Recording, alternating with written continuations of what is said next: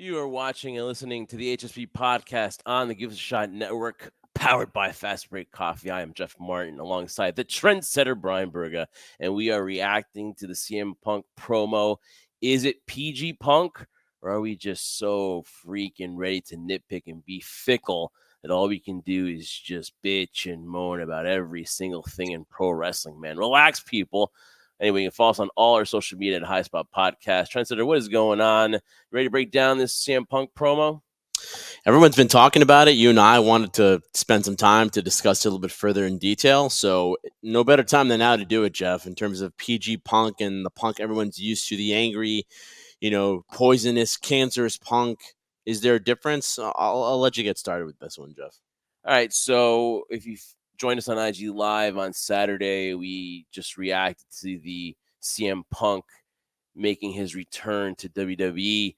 The credits were rolling and everybody was like, yay, Randy Orton's back. But man, I wish CM Punk would have been there. And all the rumors, everything, all the Easter eggs were for naught. But then all of a sudden, you hear the little static, and then the fans go nuts in Chicago. CM Punk is back. And then all day Sunday, you saw Seth Rollins' reaction, you saw Sami Zayn, you saw Drew McIntyre storm off, and then let the media coverage begin, right? Everybody was against CM Punk. Nobody wants CM Punk. CM Punk has signed a long-term deal.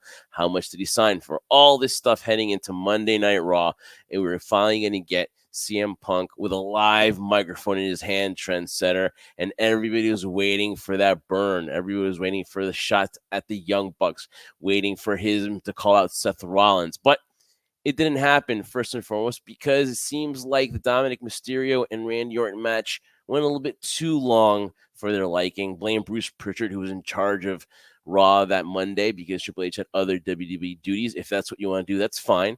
But a little bit of overrun in the match. People were already complaining on social media saying we didn't need to see Nia Jax versus Zoe Starks. We need to see this. We didn't need to see a backstage segment with R-Truth, because all they wanted to do, all they were waiting for was CM Punk. And did it deliver? That's the question. And when I first saw it, I was like, wow, this is a little mellow Punk. But what I came about was that, listen, this guy is letting it all sink in. He said it first, Trendsetter. Hell froze over. You never thought this was going to happen. It still felt surreal when he came in. Were the pops the same in Chicago than they were in Nashville? Maybe not. But then the fans were yelling CM Punk, and we were waiting him to eviscerate either Seth Rollins or eviscerate the Elite. But that didn't happen. It was more of like, hey, I'm home, which is hard to believe that he said that and that he belongs here. Obviously, the first thing that people are going to say is no matter what you think about it, no matter how you slice it, it kind of sounded hypocritical since Punk made his return to wrestling at AEW, and any chance he got tore up WWE and WrestleMania and all those things. So you felt like he never got over it. But then for him to come out with those comments, you were kind of like, okay. And you're waiting and waiting and waiting. And you got that slow burn by WWE because they want to reintroduce you to CM Punk. Did it live up to the expectations? Maybe not. But you got to understand one thing, guys. This is a long term storytelling, something that didn't happen at the other place where you just got matches and matches and matches, and that's about it. So my belief is, guys, you're so freaking fickle. Relax, like the great Aaron Rodgers on my New York Jets would say. Relax. It's just his first time getting out there. He's reacclimating himself to the WWE universe. He hasn't been there in almost 10 years. Some people are like, Mommy, Daddy, who is that guy? And in WWE fashion, they're like, well, that's CM Punk. Get to know CM Punk. Find out what's going to happen. And listen, would have it been more impactful had he had a few more minutes? Maybe. But did it live up to the expectation? Probably not. But it did its job. And for you people, I'm sorry saying you people, but for the wrestling fan that's fickle, PG Punk, after one promo, give me a freaking break, Trendsetter. What say you? Wow, you kind of said everything there too. I mean, the one thing I probably wouldn't agree in terms of what you're saying is to reintroduce CM Punk. I don't think you need to. You know why? Because if you had to reintroduce him, you wouldn't have buildings all over the world, all over other countries chanting CM Punk, so they know who he is. But I guess in taking what you just said, maybe they're reintroducing this new version of him, I guess. I mean, and people want to talk about how, this is, as we said, PG Punk compared to the CM Punk that everybody knows, everybody loves, and everybody's waiting to, start turning and, throwing those pipe bombs out there, right? For me personally, looking at it, going back real quick to what you were saying, but if I had to say, did it deliver? It didn't deliver from what everyone wanted to see Punk do and what they wanted him to say. But I think it delivered the message because as heartfelt as it was, and it's kind of awkward to see CM Punk be heartfelt about anything that isn't about him. I'm just being honest here. He's really egotistical about himself. And you're not lying, by the way. So Yeah. Call me out when I'm telling lies. there But you go. But you're not, though. You're not. exactly. But despite all that, he made some small little points in terms of how, Easter egg here. He went back into a locker room that welcomed him with open arms. People gave him kisses and hugs, and everyone was happy to see him, and not everyone as he looks into the camera. And so this is all building up, in my opinion, as we saw how Seth Rollins' reaction was after Survivor Series, flipping him the finger, throwing him the bird. Also talking about him in live events and even on Raw, saying he's not going to waste an ounce of breath talking about that hypocrite. Okay, that's fine. It's building up to this. And sometimes, as much as you said before, too, right? It's like it's a new CM Punk. It's also a new company. You look at AEW and what they did, right? And they weren't necessarily about storytelling. They were about just fantasy booking and fantasy matchups and these matchups we've always wanted to see. And AEW has done, to their credit, they've delivered on that. They've given us these fantasy matchups we thought we'd never see before. Okay. But now you're going back to the WWE and like, okay, now it's about storytelling. Well, it is a different company, per se, what Triple H said in the post press conference at Survivor Series. CM Punk's changed, so is Triple H. He's not the same person he was back then 10 years ago when, he wasn't happy about working with CM Punk or spending any time with him. And then, the whole main event situation of WrestleMania and him working with him at WrestleMania and getting over on him and all this stuff. It's a new company. And now for people who are getting upset and they're looking at their watches like, oh my God, this is going long. You're only giving CM Punk 2 minutes. Well, I'll give the devil, wink, wink, credit where credit is due. He only really needs 2 minutes. Because if he can't deliver after all the experience CM Punk's had, if he can't deliver in 2 minutes, then what was the point of signing him? So I think he delivered not to what the die-hardcore fans of CM Punk want to see CM Punk do in terms of, throwing out that dirty laundry. But again, it makes you want more. And in a day and age now where I'll be the first to admit when I was a part of that demographic saying, I want to see more wrestling. I want to see more wrestling. I want to see more of this. I now take a step back. I admit my own faults because I'm not the same guy. I'm not the same fan I was when we first started doing this podcast, Jeff. I mean, if you're the same guy you were 10 years ago, then there's something wrong with you. Exactly. There's something wrong with you. And the mere fact that this version of CM Punk is now giving us the ability of wanting to see more of what's going to happen next. Because as much as he gave in, and especially towards the end when the camera was panning off and the mic was gone, he didn't have the microphone on him. He said, I'm not here to make friends. I'm here to make money. That was done on purpose. And you know what? At the end of the day, it has us talking about it. It has everyone in all the wrestling community talking about the promo, talking about how they're going to use CM Punk, what storyline is going to be in next. I think everyone can safely say it's going to lead to Seth Rollins most likely at WrestleMania. We'll see if that actually happens. Who knows? They might throw us a curveball. But in terms of CM Punk, people asked me and asked you, is this the right move? How'd you feel about it? Hey, listen, at the end of the day, it's not my company. I'm just a fan, just like you, Jeff. I'm not going to be politically correct here, too. But at the end of the day, he brings money. He draws people in, regardless whether you like him or you hate him, or you could do away with him. I personally could have done away with CM Punk, but at the same time, I would be dumb and naive to think that he still didn't have some type of enthusiasm or some value to him, especially at this stage in his career. So I think it delivered, not to what people liked, but listen, man, at the same time, it makes you wanting more. And isn't that all part of show business, Jeff? You want more. And everyone wants more of CM Punk now. Whether it's PG or CM, they want more of him. He was going to be damned if he did, damned if he didn't, because then it would have been like, oh, CM Punk being petty. Oh, acting like a child. Oh, has he learned nothing from his past issues with the Bucks and Kenny Omega and Jack Perry, who should, by the way, be fired ASAP because You have a guy that you basically sent him over to the competitor that you're in a supposed war against for freaking glass, and Jack Perry should be fired on the spot.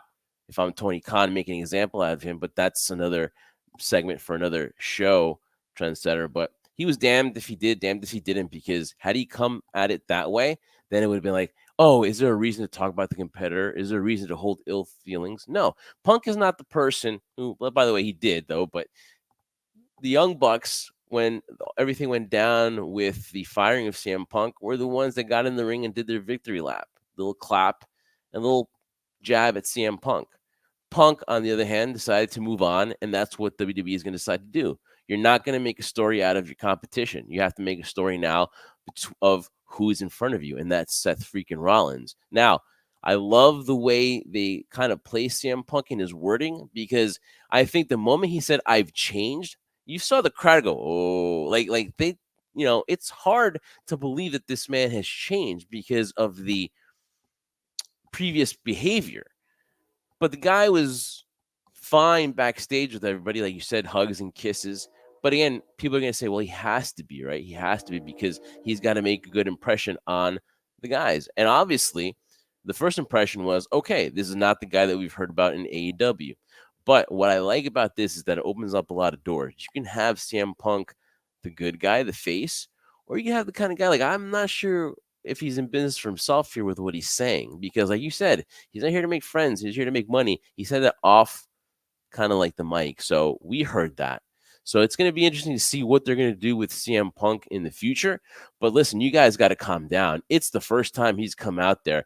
Obviously kind of looked like he was letting it sink in as well. He probably didn't even believe he was in the same situation he was. Listen, can you attack him because he at any chance he attacked WWE and threw jabs at him when he was in AEW with the WrestleMania comments and all that, and even the Miz and Triple H? Sure, you can, but you know what? You never know what's going to happen. You don't know what's going to happen 6 months from now. You don't know who you're going to be in bed with. And right now, CM Punk for the long term now is in WWE. Trendsetter, is he going to be more careful now? Does he have to be more careful? Is this his last chance? Does he know that if he messes up here, it's basically, that's it. I'm done in the wrestling business. He can go to TNA, he can go to New Japan, but as far as the mainstream cash, right? And that's the driving force. Is this his last opportunity? In the wrestling business, they say never, right? But I honestly do feel this is his last opportunity, especially at this stage. The platform he's on right now, the WWE, that platform, listen, they always say there's a revolving door, right? Especially when Vince McMahon was running things that, hey, that you're always welcome to come back, right? And I still think those rules apply. But in the scenario of here, it's that we know CM Punk's getting older. We know maybe his time in the ring isn't as long as people would like to see now at this stage, because we saw what happened when he was in AEW, how the body broke down. Mentally, he broke down too, in terms of a lot of things were weighing on him, because you thought all that was behind him. He let that go once he left the company WWE for the first time and just didn't want anything to do with it. And he had a company in AEW that was bending over backwards for him. Now he's back on this platform. He gives his heartfelt "I'm home" speech.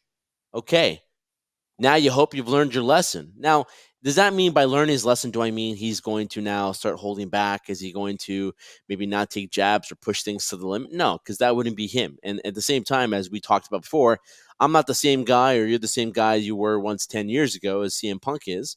But at the same time, you know what works for you. You know what people want from you. The only difference is now, I think more than ever, is that prior in the past, when he wanted to be the voice of the voiceless and he talked about wanting change and him doing everything he possibly could in terms of exhausting and burning himself out to obtain that, realizing now, I feel more than ever, at least at this stage in CM Punk's career, Jeff, that it is a marathon. It is not a sprint anymore. He should be walking very gingerly, especially on those ankles, Jeff. And he should really now, it's more of a timing thing for me now.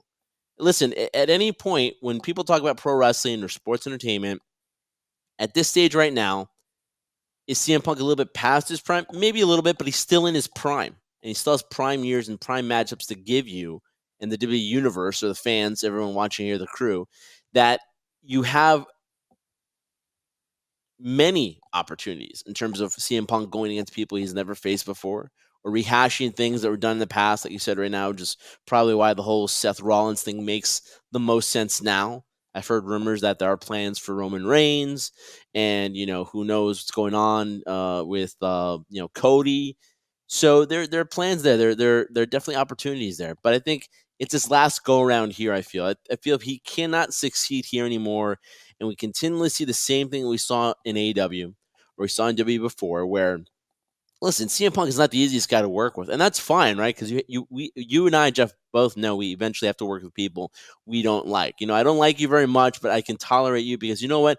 I was There's been, I was besides anything, there's been a mutual respect between the two of us, right? have When you 15 work with individuals that you despise, that you wouldn't piss on to put out if they're on fire, you know that business tops everything. Making money tops everything. So everyone needs to be professional. Everyone needs to be like, you know what? At the end of the day, as much as they don't like personally Phil Brooks or CM Punk, it draws money, and that's all that anyone, especially Phil, who said it at the end of his promo on Monday Night Raw, should care about.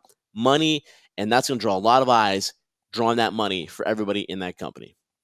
So as far as PG Punk, I think that you guys are being way too critical, and as Bryan Danielson would say, way too freaking fickle. Because man, let it breathe. I mean, Yeah, everybody but already already. started Bryan Danielson, Jeff, because he's the biggest hypocrite of them Well, all. and what about Bryan Danielson, who is part of this committee, Yeah. was involved as far as deciding on CM Punk's future? And it was somebody in the legal department, an attorney, and Bryan Danielson, the American Dragon. And for Bryan Danielson to have that say and be like, listen, man, it's gonna suck money wise, but this is what has to be done. And that's why he came out with that cryptic post about, something about my dad and whatever, saying about money and all that. And here is a wrestler having say, and it just shows you not being critical of Tony Khan, because you have to respect what he's done. You have to respect where he's taken AEW. But the fact that this is evolved into a situation where it didn't have to be, where it could have been nipped in the bud way before. I mean, you're basically having your own your wrestler that you're playing bookie with, and you're playing, and you're playing like I'm running a wrestling company with, because you guys get off on being marks for each other. You're letting him dictate, and I don't want to hear that. Oh, he's such a generational wrestler. I have so much respect for him. That's fine. Respect him in the ring, but for him to be the final word, the final say in your company, when you should have the cojones to be like, hey, listen, CM Punk, this is my situation. Either you're fired, or we're gonna terminate Jack Perry, or we're gonna nip this in the bud it all in during your biggest pay-per-view of all time. I mean, that really says a lot of what the leadership is, and that's the main problem now with AEW. And the situation is this: it could have been avoided, crisis could have been averted, and you're letting Bryan Danielson decide a huge thing, because at the end of the day, wrestlers come and go. It's your company. This is on you, and you basically sent him to your competitor. And listen, look at what happened at Survivor Series. Look at the social media. Look at all the records that are broken. That's on you, nobody else. Yeah, I mean, again, I'm not here to be critical about what Tony Khan has not and has done and has not done, or what AEW failed to do or didn't do. Listen, they made their choice, they made their decision, they handled the whole situation with CM Punk.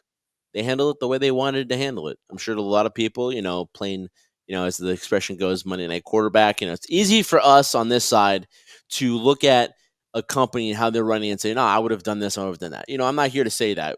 However, anybody wants to handle things within their company is on them. But the mere fact of what you said too, you did it in such a way where now it's set up, you you set it up where now your own competition, as you call it, now has the asset that you so much valued and spent so much money and time to bring back out of retirement and build back up within your brand, within your avenue of people, to send them off to your competitor.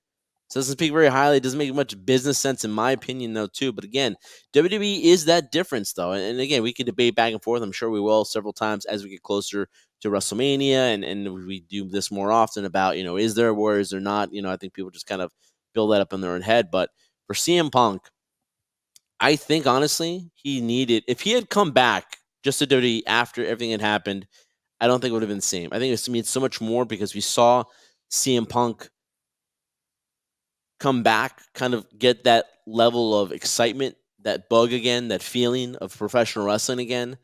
Had that time. spent that time in professional wrestling. Now he's back on the entertainment side.